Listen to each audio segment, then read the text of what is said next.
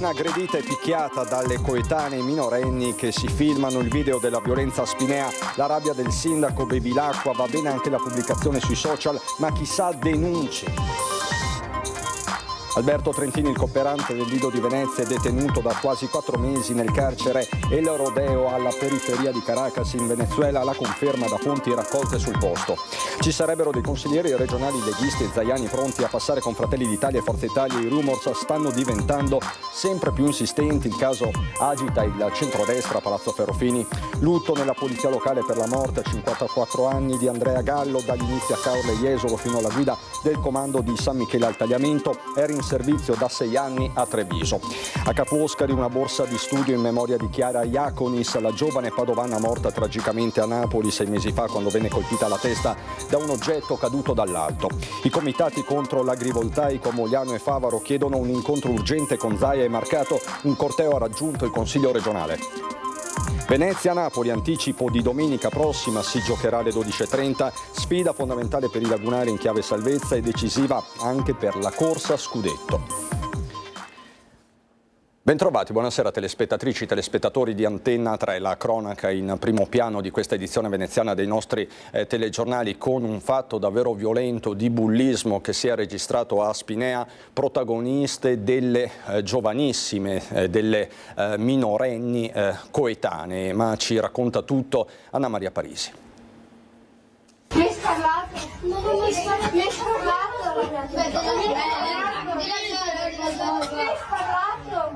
Mi hai parlato? Allora perché dicono di sì? Tu mi conosci? Non mi conosci? Mi conosci?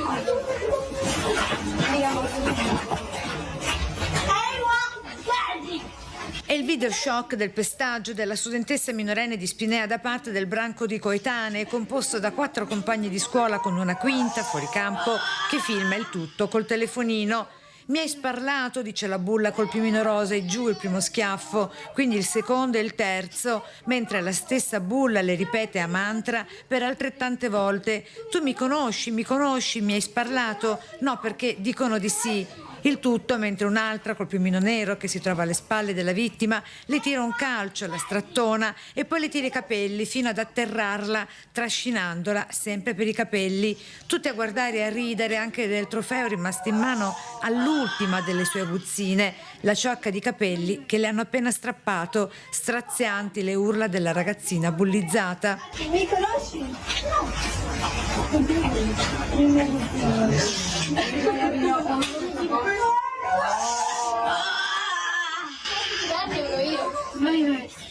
Ridono della violenza commessa, tutte tranne lei, la vittima, che ora sta in silenzio, impaurita, sola, senza nessuno a sostenerla, a darle conforto, di più, ad aiutarla. Anzi, dalla brutale aggressione seguono pure le minacce sussurrate: non dire nulla, non denunciare, altrimenti la prossima volta sarà ancora peggio, le intimano. Ascoltami bene.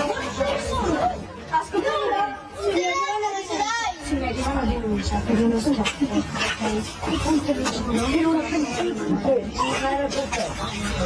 La barbara violenza consumatasi qui in piazza Enrico Fermi in pieno giorno a Spinea viene però postata poche ore fa da un adulto sulla pagina Facebook Cosa succede a Spinea, con il video rimosso poco dopo dall'amministratore. Noi di questo video ovviamente abbiamo oscurato i volti delle bulle, il biasimo di tanta sconcertante violenza da parte del primo cittadino di Spinea, Franco Bevilacqua. Sì, certamente si tratta di un'aggressione pura, grave, però è anche l'unico episodio di cui noi siamo a conoscenza anche con le forze dell'ordine che stanno seguendo questi episodi.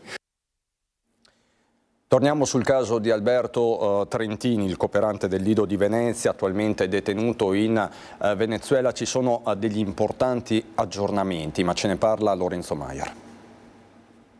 Alberto Trentini si trova detenuto nel carcere El Rodeo I nello stato di Miranda, periferia di Caracas in Venezuela, a circa 30 km dalla capitale, e sarebbe in isolamento. Per questo dal 15 novembre 2024, quando è stato arrestato, non ha potuto né ricevere una visita consolare né fare neppure una telefonata a casa ai suoi genitori. Questa è l'indiscrezione raccolta in mattinata da Repubblica da fonti sul posto. L'accusa, subito smontata dalla nostra intelligence, sarebbe quella di cospirazione.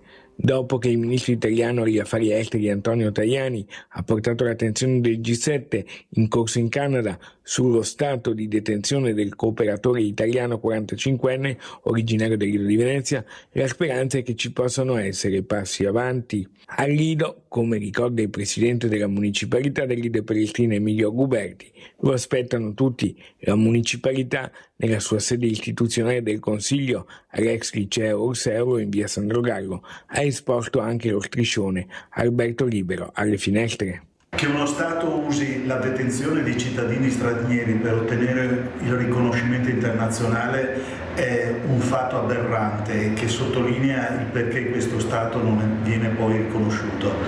Ci auguriamo che Alberto venga presto liberato e ci stringiamo veramente con affetto e sincerità alla famiglia trentina e alla sua angoscia, proprio con questa speranza che Alberto torni presto a casa e all'affetto dei suoi familiari. La speranza è che almeno entro Pasqua ci possano essere importanti passi in avanti concreti che portino al più presto Alberto Trentini a casa dai suoi genitori, dalla sua famiglia e dalla migliaia di persone, amici e colleghi ed estimatori. La politica ci porta in consiglio regionale dove ci potrebbe essere a breve uno smottamento a destra, una vera e propria fuga dalla Lega. Uno smottamento a destra potrebbe essere imminente a Venezia e a rilevarlo idealmente sono i sismografi di Palazzo Ferrofini, dove tra dopo Zaia, crisi internazionali e temi locali, dalla sanità alla pedemontana, i fronti aperti sono innumerevoli. All'orizzonte lo stesso congresso federale della Lega a Firenze, nel corso del quale alcuni nodi e quindi malumori potrebbero venire al pettine. Rumors o che altro, il passaggio di alcuni esponenti regionali dalle file zaiane lighiste a quelle meloniane non sarebbe solo fantapolitica. Un riallineamento quindi con tanto di totonomi. Nel veronese in pole position ci sarebbe Marco Andreoli, attuale presidente della terza commissione agricoltura, nella Marca trevigiana Silvia Rizzotto, già sindaca di Altivole, e dal mondo primario proviene il consigliere veneziano Fabiano Barbisan, che interpellato però nega ogni intenzione di fare il salto.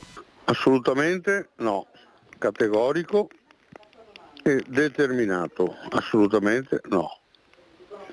Anche perché alla mia giovane età, 71 anni compiuti, non è che abbia tante velleità di andare sotto altri ombrelloni. Ecco.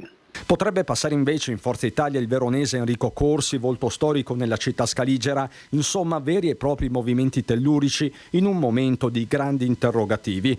A Palazzo Ferrofini è l'ora della dissimulazione, nessuno ufficialmente fa i nomi, ma si lanciano messaggi chiari. Non entro nel merito dei nomi che possono aderire a Fratelli d'Italia, l'importante è che chi vuole aderire a Fratelli d'Italia non aderisce solo al partito, aderisce ad un progetto e ad arricchire il partito e il movimento di Fratelli d'Italia, portando qualcosa in più. Quindi da parte nostra, insomma, braccia aperte a chi può portare un valore aggiunto al gruppo per un progetto futuro che guardi non solo ai prossimi 5 anni di Consiglio regionale con un governatore di Fratelli d'Italia, ma addirittura ai prossimi 10 anni per un governatore di Fratelli d'Italia. Donne e lavoro, ci sono nuovi dati da parte della CGIL del Veneto.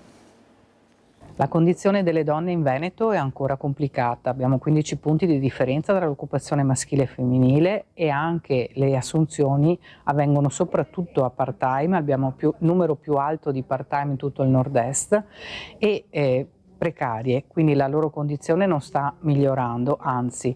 Il lavoro delle donne in Veneto è un lavoro povero e a parità di inquadramento con gli uomini permane ancora una differenza salariale molto importante, con riflessi anche sul tema della salute, la sicurezza e delle malattie professionali. A dirlo l'esito degli studi elaborati da IRES Veneto e presentati dalla CGIL.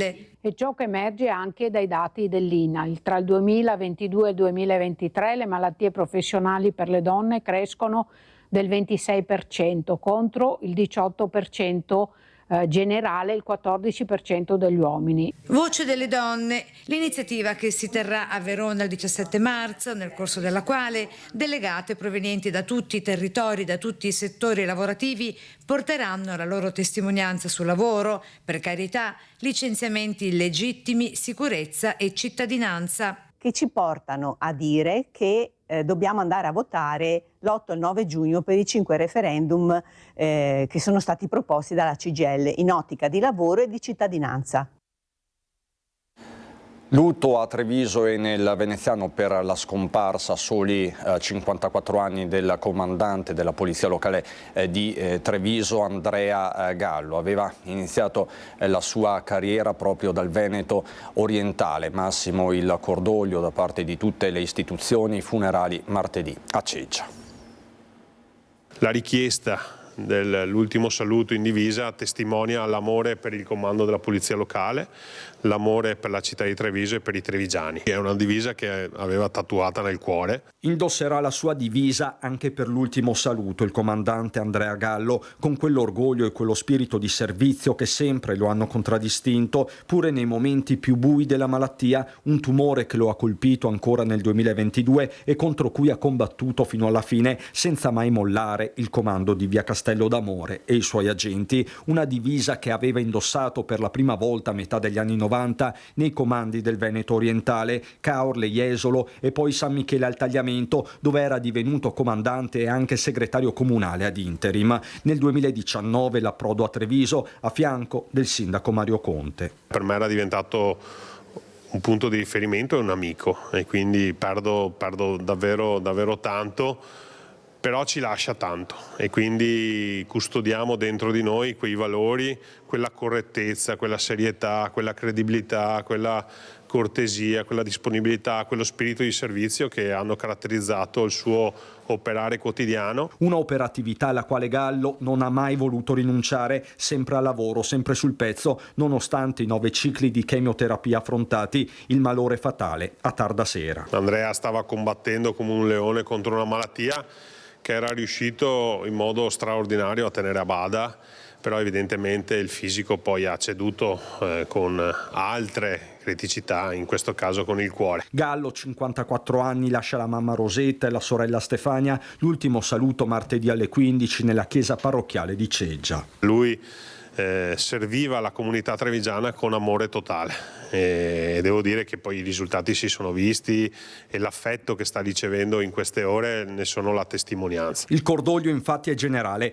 dal vescovo di Treviso Michele Tomasi al presidente della provincia Stefano Marcon, passando per Mario Pozza, presidente della Camera di Commercio, tutti a sottolinearne le doti umane e professionali. Gallo, laureato in giurisprudenza e lettere, era arbitro di calcio e per 10 anni giornalista pubblicista. A Casugana è il momento del dolore, ma anche della gratitudine. Io posso solo che ringraziarlo per quanto ha fatto con la divisa e quanto sta ancora facendo senza divisa, perché poi i valori che ti trasmette continuerà a trasmetterli, però grandi insegnamenti di vita. La vita è bella e bisogna lottare per tenersela, esattamente come ha fatto il comandante Andrea Gallo. A Ca' Foscari una borsa di studio in memoria di Chiara Iaconis. Una borsa di studio in memoria di Chiara Iaconis, eccellente studentessa di Ca' Foscari. La Venice School of Management e ANACI, l'associazione degli amministratori condominiali, hanno istituito un riconoscimento in memoria di Chiara Iaconis, la trentenne padovana morta a Napoli lo scorso settembre dopo essere stata colpita da una statuetta precipitata dal terrazzo di un palazzo dei quartieri spagnoli. Chiara si era laureata con il massimo dei voti in economia aziendale all'Università Ca' Foscari di Venezia, per poi proseguire gli studi a Parigi, dove poi aveva trovato il lavoro dei suoi sogni. Oggi la famiglia di Chiara, per onorare la sua memoria e poter realizzare i sogni di altri studenti, ha deciso di portare avanti questo progetto con l'istituzione di una borsa di studio di 2.000 euro lordi l'anno per 5 anni accademici. La borsa di studio verrà assegnata ad una studentessa o ad uno studente che abbia concluso gli studi o sia iscritto al 3° anno del corso di laurea in economia aziendale, che intenda proseguire gli studi magistrali in management e venga selezionata o selezionato per il programma di doppio diploma con Business School. Da Mogliano Veneto a Favaro i comitati contro l'agrivoltaico in corteo.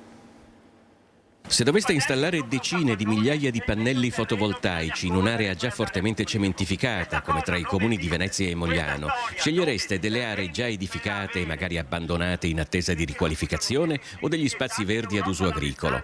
Per quanto incredibile, in Veneto si sta scegliendo la seconda ipotesi e per l'ennesima volta i comitati di Cassolaro e Via d'Azeglio hanno sfilato in protesta fino al Consiglio regionale. I comuni sono contrari praticamente tutti e anche gran parte dei consiglieri regionali, perché li abbiamo intervistati, lo sappiamo, perché sentono la gente e quindi a questo punto è Zaia che deve darsi una svegliata. Nel veneziano i campi agrivoltaici non li vogliono i cittadini, non li vuole la città metropolitana e il comune di Venezia e non li vuole nemmeno la municipalità di Favaro Veneto.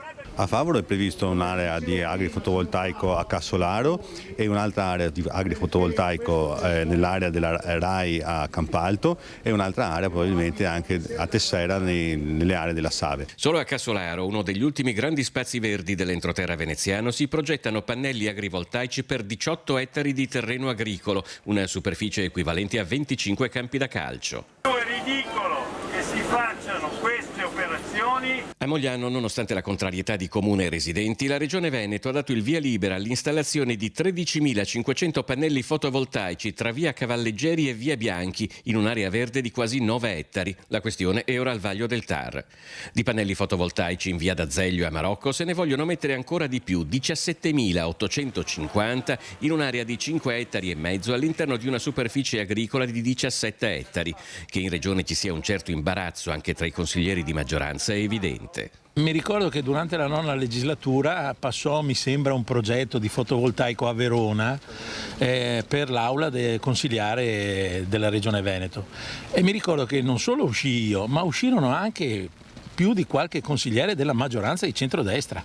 In ogni caso, quando il corteo arriva a Palazzo Ferrofini, di politici non ce ne sono. Venerdì non è prevista attività in Consiglio e i rappresentanti dei comitati non possono che far protocollare una richiesta d'incontro. Noi abbiamo presentato un documento al Consiglio regionale che chiede un incontro con Zaia e con l'assessore Marcato. Continuiamo a chiedere udienza a loro direttamente, perché loro devono venire a vedere i territori. Il problema non è le energie rinnovabili o meno, il problema è dove installare questi impianti. Siccome solo la Regione Veneto ha 1187 siti già degradati. Il calcio, le ultime da Lorenzo Maier. Venezia-Napoli è una sfida fondamentale per i lagunari in chiave salvezza, ma che può dire anche molto per la corsa scudetto che passa dunque per la Laguna e Sant'Elena. La gioca per noi e con noi il popolarissimo volto televisivo Sandro Sabatini, giornalista, blogger, conduttore televisivo, tra i più apprezzati e conosciuti a Mediaset. Prima di parlare della sfida tra Napoli e Venezia è giusto ricordare che comunque il Napoli si sta giocando il campionato eventualmente con l'Atalanta, ma soprattutto con l'Inter, che è l'unica squadra italiana ad essere andata avanti in Champions League, e in un certo senso in Champions l'Inter è ai quarti di finale. Qui è difficile catalogare come sarà la partita, quasi uno spareggio però di scudetto, quella con l'Atalanta, e il Napoli sarà spettatore interessato a scapito probabilmente del Venezia. Per Sabatini la salvezza degli arancione-verdi è possibile, poi conclude con un suo saluto. La stagione poteva essere migliore naturalmente come punti in classifica, però credo che sia ancora aperta a qualsiasi soluzione, anche la migliore, quella che auspicano tutti i tifosi, ovvero la salvezza, conquistata attraverso anche comunque prestazioni assolutamente convincenti. E credo che la squadra stia rendendo a livello delle proprie possibilità, e questo vale anche per l'allenatore, che ha buone idee, ha buone intuizioni, ha anche la capacità di valorizzare alcuni giocatori che possono contribuire sicuramente sia alla stagione attuale sia anche a quelle future. E con questo penso di aver mandato anche un augurio, un in bocca al lupo a tutti i tifosi di Antena 3 Nord-Est e del Venezia. E da Venezia è tutto, subito dopo la sigla c'è il meteo, buona serata.